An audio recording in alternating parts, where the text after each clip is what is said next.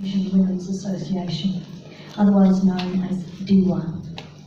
We formed our committee in September this year with Ibu Linda as our chairwoman, Intan and Ellie as our secretaries.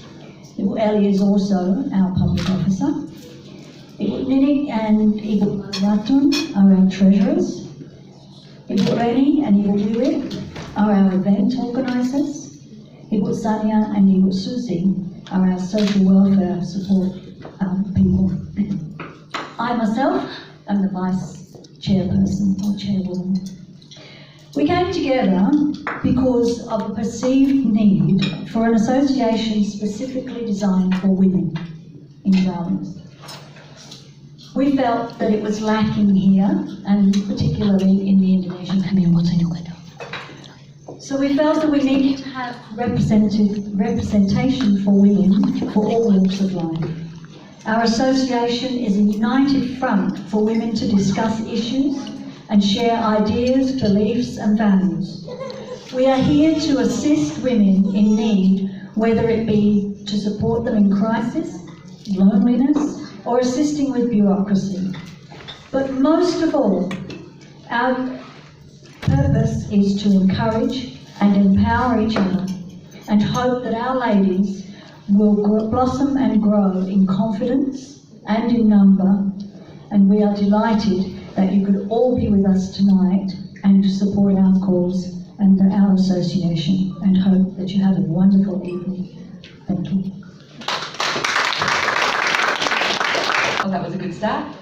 So yeah, my name is Serena. I'm the Deputy Mayor of Cecilia Palmerston. However, tonight I've technically got my mummy hat on because that's what I'm talking about tonight. I'm going to be talking about resilience and also about the power of having the inner circle and having lots of strong people around you. Because I think that's the core of this association, is very strong women coming together and empowering each other, believing in each other, respecting each other and lifting each other up, because that's what I think is really important, and serving each other as well.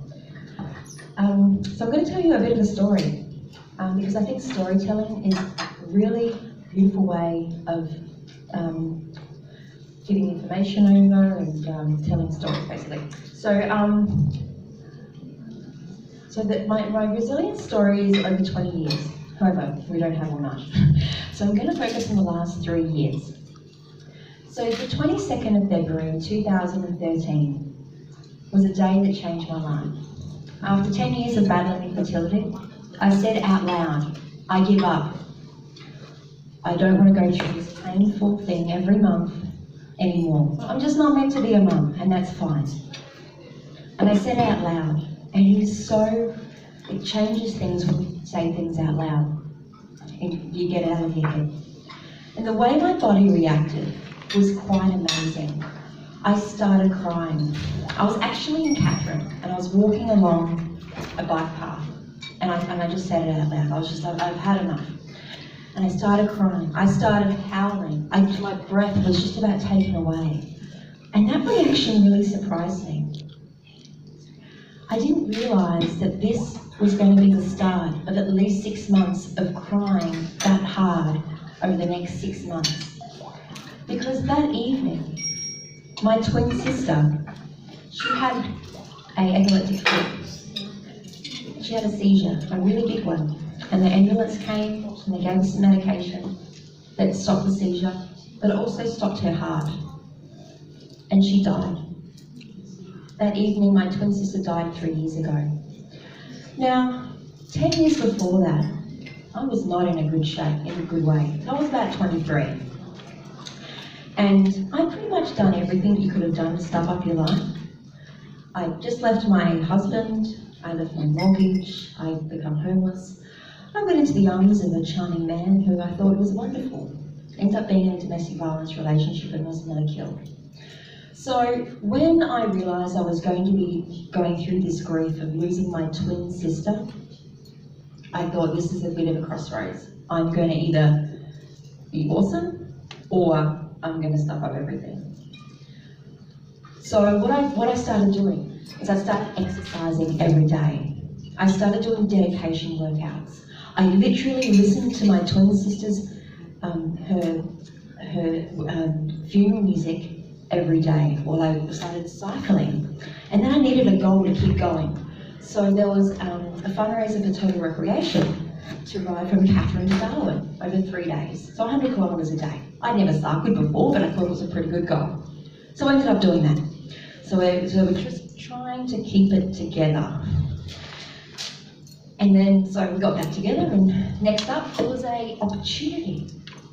A by-election was happening in the council.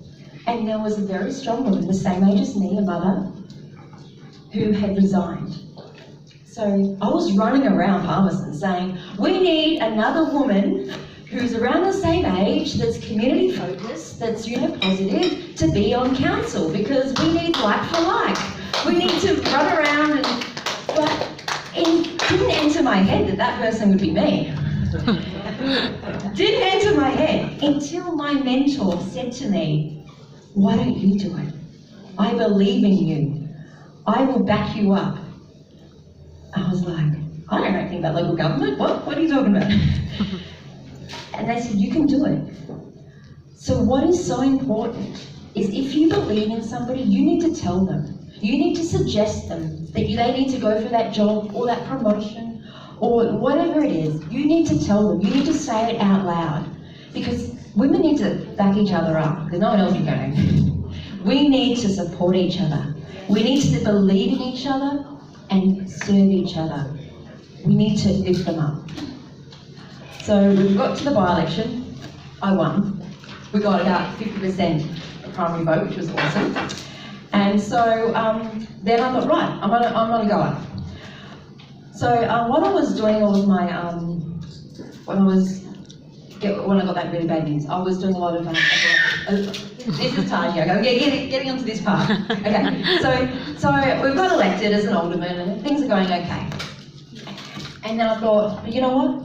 I still wasn't a mummy. I was 32 years old and I was still struggling. I really wanted a family. But I was over 100 kilos and there was something wrong. So I went to the gynecologist, I took some blood tests and I was diagnosed with polycystic ovarian syndrome. Even though I didn't have too many symptoms, but the blood test said that. And one of the options to do was, they suggested in the little pamphlet, was gastric sleeve surgery. So we talk about, I forgot to put this up. This is my twin sister. Her name was Tara. I'll put that up there. Put that there, okay. So we talked to John Maxwell. This is the Bible, this is amazing. If you're a leader, you need to read it. It's called the 12 Irrefutable Laws of Leadership. And one of them talks about the law of sacrifice. I literally sacrificed 80% of my stomach to get my fertility back. And I lost 35 kilos and I reached my goal weight, and then within about a month, I conceived my miracle child, who is here, who's Taj Harper. He's named after my twin, Tara, and Harper means angels, and he is 6 months old today. Oh, cute. So he is. So when you get to a situation and you don't feel like there's any way out, what I did after my sister passed away, I actually made sure that I had lots of people around me that were awesome. I culled a few people that weren't actually adding value to my life.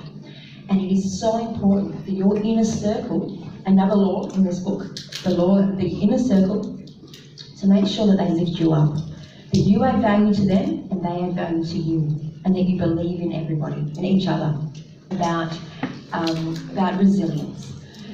And I would love to hear everybody's story, because everybody here in this room has got a story about resilience and strength. And I encourage even the organisation to sit down and interview each other and have that oral history, because it is so important and it's great for the next generation. So on the final section is, everyone, please have faith. Have faith in each other. Who so loves believes in the impossible. I didn't think this was ever going to happen, and you found a solution, you worked through it, you took your law of sacrifice, and it happened. The next thing, don't lose hope. When it gets dark, the stars come out. And always love each other.